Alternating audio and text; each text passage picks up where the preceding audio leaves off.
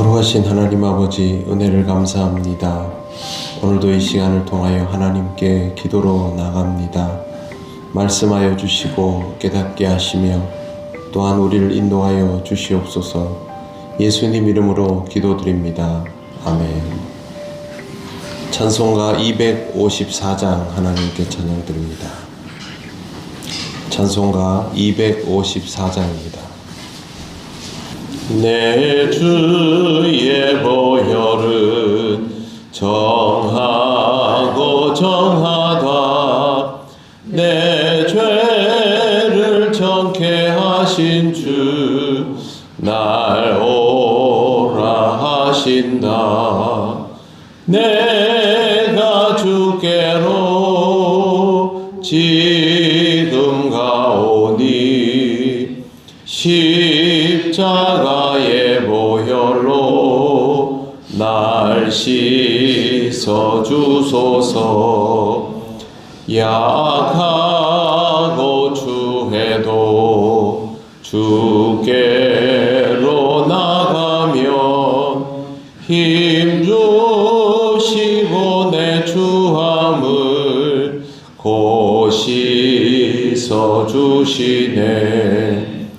내가 주께로 지금 가오니 십자가의 보혈로 날 씻어 주소서.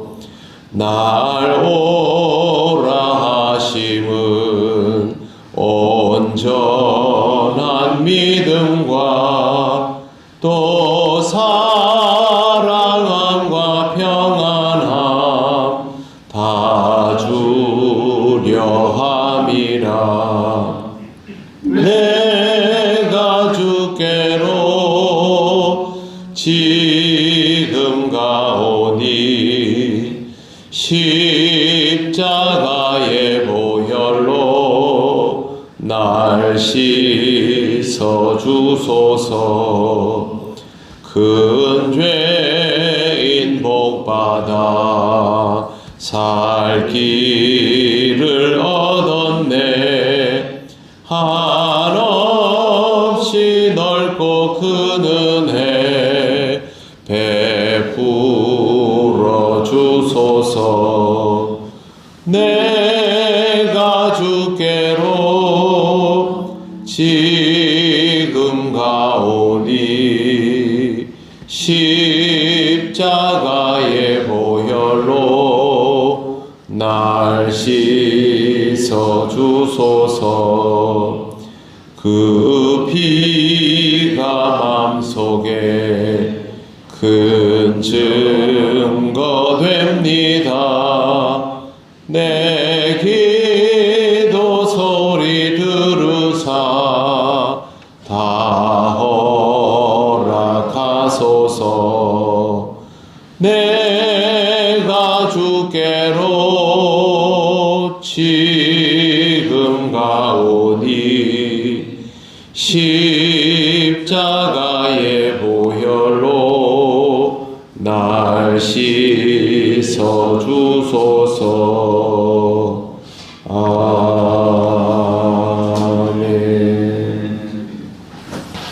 하나님 말씀 이사야 5장 6절 7절입니다.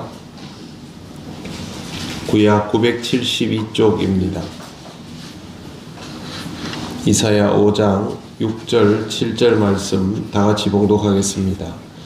내가 그것을 황폐하게 하리니 다시는 가지를 자름이나 북을 돋우지 못하여 찔레와 가시가 날 것이며 내가 또 구름에게 명하여 그 위에 비를 내리지 못하게 하리라 하셨으니 무릇 만군의 여호와의 포도원은 이스라엘 족속이요 그가 기뻐하시는 나무는 유다 사람이라.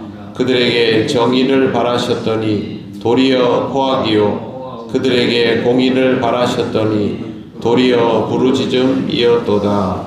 아멘. 하나님은 극상품 포도를 심었으나 먹을 수 없는 포도를 배출한 이 포도원에 대한 기대를 거두십니다. 그런데 그냥 포기하는 것이 아니라 황폐화하신다고 말씀하십니다. 쓸모없는 밭은 그냥 내버려 두는 것이 아니라 다른 용도로 쓰지 못하도록 부셔버리신다라는 뜻입니다. 본문에 나오는 황폐화는 완전히 끝장을 낸다라는 의미입니다. 보통 밭은 그냥 농사를 짓다가 이거 안 되겠구나 싶어서 내버려 두면 순식간에 못 쓰게 됩니다. 오늘 말씀에도 그런 내용이 나옵니다. 다시는 가지를 자름이나 북을 돋우지 못하여 찔레와 가시가 날 것이며 라고 되어 있습니다. 잘 자라나도록 불필요한 가지들은 제거해줘야 이 열매를 맺을 수 있는 가지들이 제대로 성장하게 되는데, 그렇게 하지 않으면 불필요하게 필요 이상으로 많은 가지들이 뻗어 나오게 되고 제대로 된 열매가 성장할 수 없는 상황이 됩니다. 북돋운다라는 말은 뿌리 주변에 있는 흙들을 이제 무르게 해줘가지고 뿌리가 땅 속에서 잘 뻗어 나가도록 해주는 일인데, 그것도 해주지 않게 되면 결과적으로 위에는 무성하지만 열매는 못 맺는 가지만 잔뜩 많은 나무가 되고 밑에는 뿌리가 내리지 못하는 그런 상태가 됩니다. 그 상태에서 뒤에 있는 구절을 보시면 내가 또 구름에게 명하여 그 위에 비를 내리지 못하게 하리라 하셨으니 라고 되어 있습니다. 뿌리도 얕고 가지는 많고 열매는 없는데 비가 내리지 않으면 아주 쉽게 말라 죽습니다. 식물이 말라 죽고 난 땅은 금세 굳어집니다. 얼마 지나지 않아 이곳이 포도원이라는 사실조차 잊게 만들 정도의 상태가 되어버리는 것입니다. 과거의 영화를 자랑하던 문명도시가 지금은 흙더미로만 남아있는 것을 볼 때가 있습니다. 성경에 나오는 대표적인 바벨론이나 요나서에 나오는 니느웨 같은 곳도 지금은 그냥 유적지라고 이름만 붙어 있고 황폐한 상태입니다.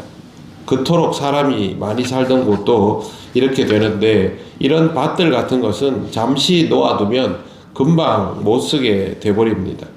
마찬가지로 우리도 하나님의 손길 없이는 살아갈 수 없습니다. 집에 있는 화분이나 뭐 이런 것들도 잠시 동안만 이렇게 손 놓고 놔두면은 금방 상해지지 않습니까? 말라 죽거나. 사람도 마찬가지입니다. 하나님의 인도하심과 보호하심이 없다면 제대로 된 성장을 이어갈 수 없고, 그러면 결국 아주 작은 환난에도 쉽게 무너지고 주저앉게 됩니다. 우리가 신앙적이어야 한다라는 말은요, 평소에도 잘 지내야 한다라는 뜻이 되기도 하지만 여러 가지 악조건들이 왔을 때에도 잘 버텨낼 수 있는 상황이 되어야 한다라는 것입니다. 악조건은 열매를 더 좋은 조건으로 만듭니다. 일부러 당도를 높이기 위해서 주는 조건들 있지 않습니까? 그런데 이게 가지와 뿌리의 밸런스가 맞지 않으면 그 악조건을 견디지 못하고 죽지요. 악조건을 견딘 과실들은 훨씬 더 맛있는 열매를 맺지요. 신앙생활에도 똑같은 이치가 적용됩니다. 7절을 보시면 무릇 만군의 여호와의 포도원은 이스라엘 족속이요 그가 기뻐하시는 나무는 유다 사람이라. 그들에게 정의를 바라셨더니 도리어 포악이요 그들에게 공의를 바라셨더니 도리어 부르짖음이었도다. 포도원은 이스라엘 족속이라고 말씀드린 바 있습니다. 그리고 유다 사람에 대해서는요, 하나님이 기뻐하시는 나무라고 되어 있습니다. 얼마나 귀하게 여기면 이런 표현을 사용합니까? 하나님이 기뻐하시는 나무. 그런데 그들은 배신하였습니다. 정의를 바랬는데 포악을, 공의를 바랬는데 비명소리가 들리게 했습니다. 세상을 이롭게 하라고 지도자를 세워놓았더니 세상을 이롭게 하지 않고 세상을 더 힘들게 하고 아프게 했다라는 것이고, 이건 결국 하나님을 따르지 않았기 때문에 일어난 일들입니다. 인간은 그저 자신의 욕망을 따라 살아갈 뿐이지만 그것이 하나님 앞에서 심각한 죄가 될 수 있음을 잘 깨닫지 못합니다. 우리는 우리에게서부터 시작합니다. 그런데 우리는 하나님의 역사와 섭리에 의해서 인도되고 보호되어 가면서 지금 우리가 발견하는 우리 자신이 있는 것이죠. 그러니까 우리가 중심이 될 수가 없습니다. 하나님을 기준해서 하나님의 인도하심 속에 있는 우리를 보아야 하는데, 그게 아니고 우리 자신만을 보고 우리를 기준 삼으니까 하나님으로부터 멀어지게 되는 것이죠. 이스라엘만 그런 것이 아니라 모든 인생이 똑같이 이와 같은 공식 속에 들어 있습니다. 하나님의 백성이 되는 것은 우리 자신이 스스로 있는 존재가 아니라 하나님의 계획과 섭리 속에 있다라는 것을 깨닫고 하나님의 인도하심 아래에서 머물러 가는 삶입니다.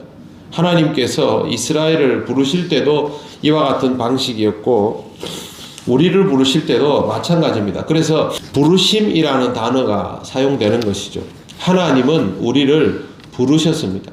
우리가 스스로 태어난 것이 아닙니다. 그렇기 때문에 우리는 하나님의 그 부르심 아래에서 모든 것들을 해석하고 판단할 수 있어야 합니다. 신앙생활은 이 판단을 하기 위해서 우리에게 꼭 필요한 것입니다. 항상 하나님의 인도하심과 보호하심을 먼저 생각하시길 바랍니다.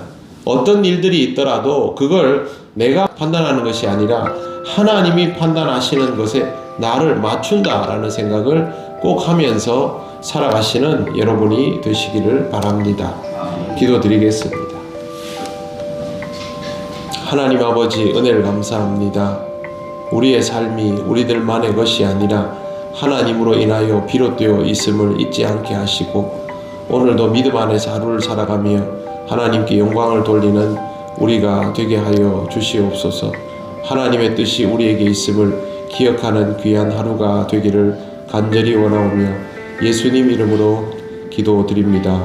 아멘. 하늘에 계신 우리의 아버지, 아버지의 이름을 거룩하게 하시며 아버지의 나라가 오게 하시며 아버지의 뜻이 하늘에서와 같이 땅에서도 이루어지게 하소서.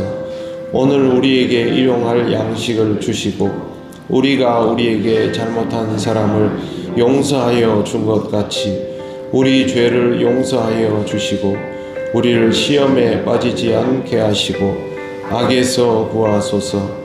나라와 권능과 영광이 영원히 아버지의 것입니다. 아멘.